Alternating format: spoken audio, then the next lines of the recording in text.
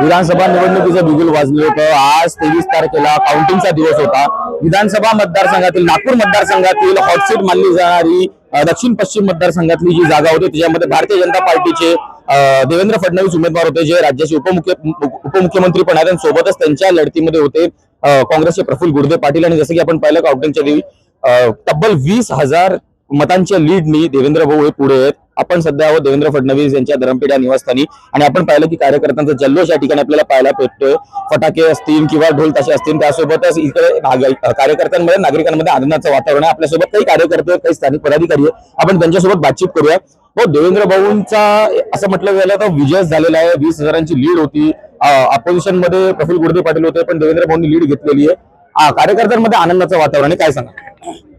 महाराष्ट्रामध्ये छत्रपती शिवाजी महाराजांचा भगवा हा देवेंद्र फडणवीस साहेबांनी उभा केलेला आहे आणि निश्चितच हिंदुत्वाची सरकार इथे स्थापन होणार आहे।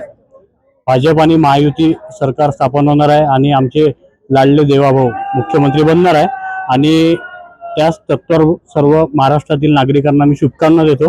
आणि हा विजय लाडक्या बहिणीचा आहे, लाडक्या भावांचा आहे, शेतकऱ्यांचा आहे, सर्वसामान्य नागरिकांचा हा विजय आहे आणि निश्चितच सर्वसामान्य नागरिक देवाभाऊच्या पाठीशी उभे आहे। कुठेतरी दरवेळी नागरिकांकडून एक नरेटिव्ह सेट करण्यात येत होतं की लाडकी बहीण योजना जी आहे ती तात्पुरती फक्त विधानसभा निवडणुकीसाठी आणलेली आहे आणि कुठेतरी असा विश्वास होता की या सगळ्या गोष्टींचा जो प्रभाव आहे तो येणाऱ्या विधानसभा निवडणुकीमध्ये दिसेल। पण आता जशी आपण काउंटिंगमध्ये 20,000 मतांनी लीड घेतलेली देवाभाऊंनी, काय सांगणार? हा चुकीचा संदेश काँग्रेस सरकारने पसरवलेला आहे, महाविकास आघाडीने पसरवलेला आहे। हा चुकीचा संदेश नागरिकांपर्यंत पोहोचला। आपण नागरिकांनी निश्चितपणे 100% मतदान हे भारतीय जनता पार्टीच्या मागे आणि देवेंद्र भाऊच्या मागे आपले मतदान दिलेलं आहे। त्याचे निर्णय तुम्हाला दिसत आहे की सर्व महाविकास आघाडीची सरकार ही 100% आणि भारतीय जनता पार्टी 84% मतदान करून महायुतीमध्ये सर्वात मोठा पक्ष म्हणून भारतीय जनता पार्टी समोर आलेली आहे। मुख्यमंत्री म्हणून पुढचा मुख्यमंत्री म्हणून बघायला तुम्हाला कोण आवडेल? निश्चितपणे माझी तर इच्छा हीच आहे की देवेंद्र फडणवीस साहेब मुख्यमंत्री होतील आणि महाराष्ट्राची इच्छा सुद्धा हीच आहे की देवेंद्र फडणवीस साहेब मुख्यमंत्री होतील। जसं की आपण पाहिलं की अख्ख्या महाराष्ट्राची इच्छा आहे की देवेंद्र भाऊ फडणवीस हे मुख्यमंत्री व्हायला पाहिजे। कार्यकर्त्यांमध्ये आनंदाचं वातावरण आहे, कार्यकर्त्यांमध्ये जल्लोषाचं वातावरण आहे। आपल्यासोबत काही अजून कार्यकर्ते आहेत, इकडे आपण माझ्या पाठीमागे बघू शकता तर बॅनर घेऊन कार्यकर्ते जे ते उभे आहेत आणि नागरिकांमध्ये आणि सामान्य कार्यकर्त्यांमध्ये चांगल्या जल्लोषाचं वातावरण आपल्याला पाहायला मिळत आहे। आतिषबाजी असतील किंवा ढोल ताशांच्या गजरामध्ये या ठिकाणी देवाभाऊंचा जल्लोष जो आहे तो साजरा करण्यात येतोय। आपल्यासोबत काही अजून नागरिक आपण त्यांच्याशी बातचीत करूया। देवेंद्र भाऊ फडणवीस इनका विजय हुआ है। देवेंद्र भाऊ फडणवीस इनका विजय हुआ है। टोटल 20,000च्या मतांनी ते लीड वरती आहेत, काय सांगा? देवेंद्र भाऊच येतील मुख्यमंत्री म्हणून।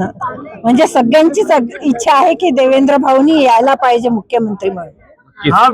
हा विजय विकासाचा विजय आहे, देवेंद्र भाऊंच्या दूरदृष्टीचा विजय आहे आणि देवेंद्र भाऊंनी सातत्यपूर्ण 365 दिवस ते समाजासाठी झटत असतात, प्रत्येक कार्यकर्त्याला भेटत असतात। बहिणीला तर लॉटरी लावून दिली त्यांनी आणि मग अशा देवेंद्र भाऊंचा विजय झालाच पाहिजे आणि ते मुख्यमंत्री झालेच पाहिजे। देवा भाऊ आगे बढ़ो, हम तुम्हारे साथ हैं। देवा भाऊ आगे बढ़ो, हम तुम्हारे। सगळ्या ज्या झोपडपट्टीतल्या सर्वसामान्य ज्या बहिणी आहेत त्या बहिणींचा देवा भाऊंना आशीर्वाद मिळालेला आहे आणि हा आशीर्वाद एवढा मोठा करोडो मध्ये आहे आणि देवेंद्र भाऊ महाराष्ट्राचे मुख्यमंत्री नाही तर देशाचे नेतृत्व करणारे व्यक्ती ठरणार आहे।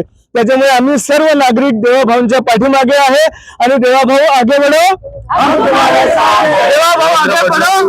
20,000च्या लीडनी पुढे आहेत, नागरिकांमध्ये कार्यकर्त्यांमध्ये जल्लोषाचं वातावरण आहे, काय सांगा?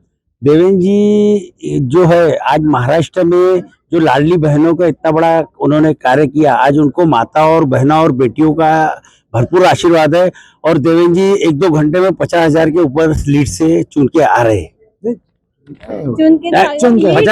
50,000 देवा भाऊ के कार्यक्रम से जितने विकास काम किए उन्होंने, उसकी वजह से आज ऐसी परिस्थिति हुई है कि विरोधी पक्ष नेता भी रहेगा नहीं, कोई ऐसी परिस्थिति हो गई है। और यह जाति पाति का जो राजकारण करने वाले थे वो सब अभी हमेशा के लिए खत्म होगा महाराष्ट्र के लिए, यह सच्चाई है और देवा भाऊ मुख्यमंत्री रहेंगे। देवा भाऊ आगे बढ़ो।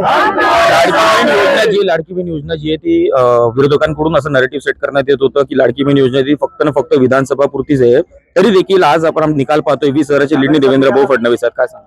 ऐसा नहीं है देवा भाऊ जो कहते हैं वो करते हैं, उन्होंने तो करके दिखाया है। और उनको बोलिए विरोधी पक्ष को कि जहां उनकी जीत हुई वहां कहाँ खटाखट कुछ हुआ। वो तो सिर्फ बोलते करते कुछ नहीं है। हमारे देवा भाऊ ने तो पहले किया है और अब सरकार में है तो आप उस चीज को और आगे बढ़ा के रखेंगे। ऐसा नहीं है, वो जो कहते हैं वो करते हैं। पुढचा मुख्यमंत्री म्हणून तुम्हाला कोण बघायला आवडेल? आम्हाला देवेंद्रजी बघायला आवडेल, कारण की ते एक अभ्यासी आहे आणि महिलांसाठी युवा लोकांसाठी खरं म्हणजे देवेंद्रजी स्वतः शिकलेले असल्यामुळे आणि त्यांना एक अनुभव आहे, ते नुसतं राजकीय नाही तर सामाजिक कार्यकर्तेच आहे आणि त्यांना माहिती आहे की समाजासाठी उन्नतीसाठी आपण काय केलं पाहिजे। आज युवकांसाठी युवतींसाठी त्याचा जो छान प्लॅन आहे, मला असं वाटतं की ते जर मुख्यमंत्री झाले तर अनेक चांगल्या गोष्टी युवकांसाठी आणि युवतींसाठी येतील आणि शेवटी भविष्य मुलांमध्येच आहे, युवकांमध्येच आहे। ते जर मुख्यमंत्री झाले तर अनेक चांगल्या गोष्टी येतील। लाडकी बहीण जशी आली तशी युवकांसाठी सुद्धा येईल।